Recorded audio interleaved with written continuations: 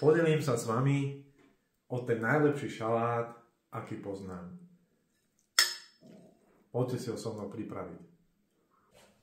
200 g zaváraného celeru s ananásom, ktorý je strúhaný, vysypeš do misky. Ďalej pridám polovicu konzervy kukurice,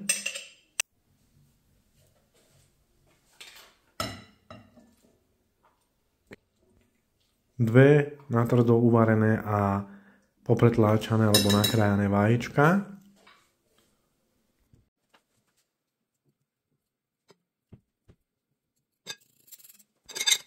,20 dekov šunky, ktorú nakrájam na také kocečky,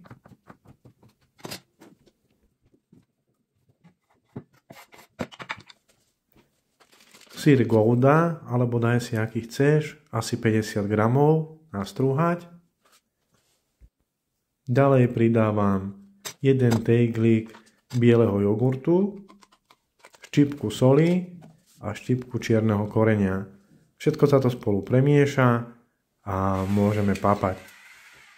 Ja vám ho odporúčam. Celer je veľmi zdravý, treba ho dávať chlapom na zvýšenie potencie a chuti a tiež má priaznivý účinok na tráviaci systém, celkovo na žalúdok. Tu je fotka a tu fotka z obchodu po robote, aby som vám urobil videorecept. Čaute.